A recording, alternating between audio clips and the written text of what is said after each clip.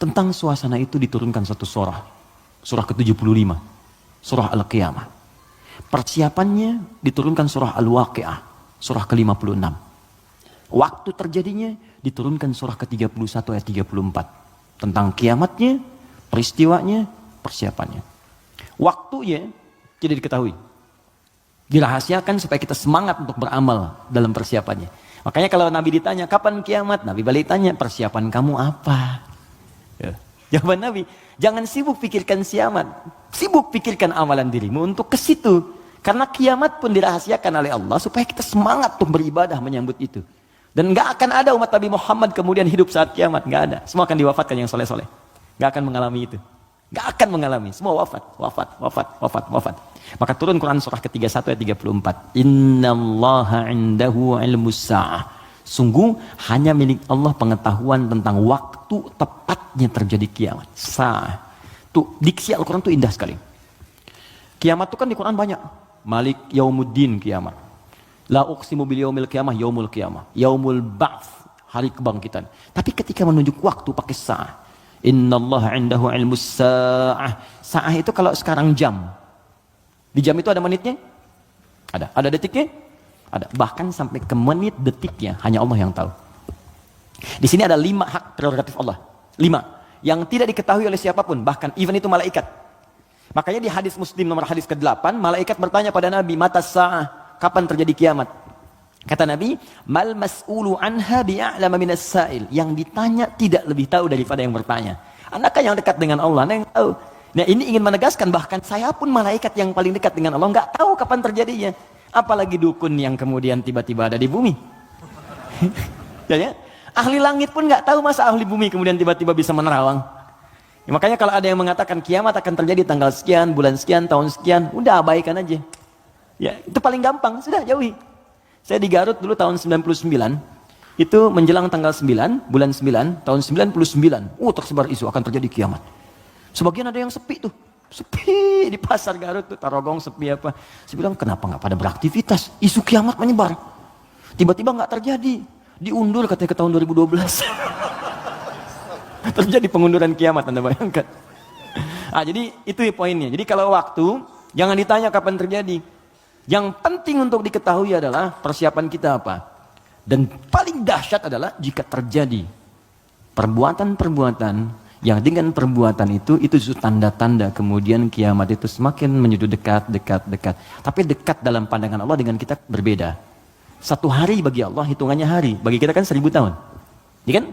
Bagi Allah dekat nih. Iqtarabatis sa'atu wansyaqqal qamar. Bulan telah terbelah, kiamat semakin dekat. Kiamat semakin dekat itu bukan saat Bang Deddy bikin sinetron. 15 abad yang lalu itu turun ayat, kiamat sudah dekat. Itu kalimat Quran. Kiamat sudah dekat 15 abad yang lalu. Cuman sudah 15 abad belum kejadian. Karena bagi Allah tuh gampang. Tinggal 10 hari lagi, tinggal 7 hari lagi. Cuman sehari itu kan ribuan tahun. Jelas ya? Maka jangan dipikirkan waktunya. Tapi Nabi kemudian ditanya oleh malaikat, ma amaratuha, apa tanda-tandanya? Ya, idza talidal amatu rabbataha, jika sudah budak melahirkan tuannya. Wa antaral khufatal arata, ya, jika seorang budak melahirkan tuannya. Jika engkau melihat seorang penggembala bertelanjang kaki, telanjang dada, kemudian berlomba-lomba meninggikan bangunan. Ya, budak melahirkan tuannya, itu ada yang menyebutkan suasana sudah mulai terbalik. Halal dianggap haram, haram dianggap halal. Yang benar jadi salah, yang salah jadi benar, yang benar dibikin disertasi, dibikin tulisan ilmiah, ya, tiba-tiba dikalahkan oleh yang salah, kan? Yang salah kemudian menyebar, jadi dianggap biasa. Jika sudah maksiat tingkat yang tinggi dianggap biasa, bukan yang rendah. Zina itu min sab'il mubiqat, 7 yang menyebabkan kehancuran, dosanya besar. Zina itu seperti pembunuhan, dosa besar. Makanya kalau ada yang menghalalkan dosa besar dianggap murtad, keluar dari Islam, dan dia harus bertobat. Makanya kita dorong dengan doa, diarahkan lagi, kan? Mungkin karena ketidaktahuannya, kan? Itu cara berpikirnya demikian. Saya tidak mengajarkan mencela, saya menjauhi itu. Ya, kita ajarkan dengan perasaan baik, kita doakan, tak ajarin lagi sepanjang dia masih hidup. Jadi kalau ada teman-teman yang diajak oleh orang lain terpengaruhi, kita sepanjang kita hidup supaya kita saat ditanya oleh Allah, ringan jawaban kita itu aja. Jadi waktu tidak ada yang tahu. Suasana disampaikan supaya kita merasakan dahsyatnya itu. Turun surah Al-Qiyamah. La uqsimu biyaumil qiyamah. Quran surah 75. Wa la uqsimu bin nafsil lawwamah. Kata Allah, saya bersumpah kiamat pasti terjadi. Dan saya bersumpah pada saat itu banyak yang menyesal dan mencela dirinya. Lawamah itu pencela.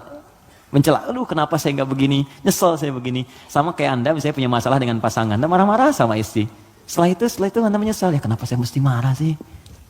Toh jelaskan, duduk dengan tenang juga bisa, kenapa saya marah ya, saya menyesal ya Allah. Tapi biasanya, pertama setan akan menghambat kita untuk berbicara dulu. Ditahan, jadi diam-diaman gitu. Itu begitu tuh caranya. Itu di Quran ada. Dan solusinya juga ada.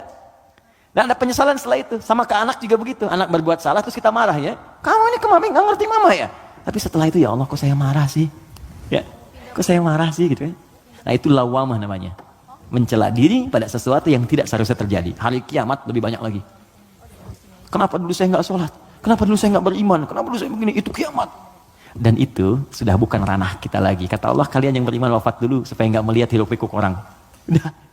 Biarkan mereka sibuk menyesali dengan apa yang telah mereka kerjakan. Karena kamu dakwahi, nggak mau beriman juga. Diberikan 5 kali sehari petunjuk dari bangun tidur sampai tidur lagi. Nih Allah nih, syahadatlah, ayo sholat, ayo beramal. Ini Allah nih, Allahu Akbar. Bahasa Arabnya, ya asyhadu an la ilaha illallah. Kan 5 kali kan? Dari bangun tidur sampai tidur lagi. Sepanjang hidup loh, setiap hari. Kurang apa lagi? Kurang apa lagi? Dan lafaz ini, kenapa disebut adzan? Apa artinya adzan? Panggilan. Apa artinya panggilan? Adzan. Saya memanggil kamu kemarin, saya mengadani kamu kemarin. Tidak. Adzan itu panggilan, tapi bukan sekedar panggilan. Adzan itu seakar juga dengan kata uzun, jamaknya adzan, artinya telinga. Kenapa lafaz ini disebut dengan adzan? Karena Allah menjamin lafaz ini satu-satunya lafaz di muka bumi yang terus akan didengar oleh orang yang masih punya pendengaran di telinganya. 24 jam tidak berhenti. Makanya waktu adzan itu bisa berbeda di setiap tempat. Coba lihat, di sini adzan, nanti setelah saya Bintaro adzan, Tanah Kusir adzan, kan? Jakarta adzan, ke Bekasi adzan, sebelumnya ke Bandung, terus 24 jam.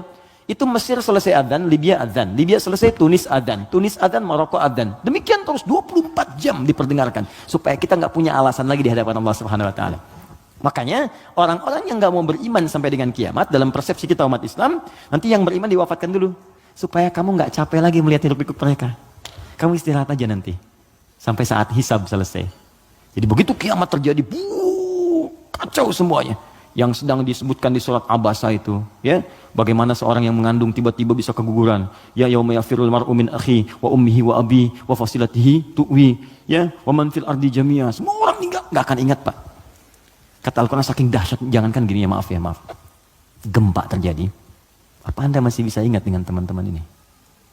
Demi Allah saya katakan, gempa goyang dikit dah keluar, lari semua. Masing-masing menyelamatkan dirinya. Dalam bahasa Arab, sekali gempa disebut zilzal.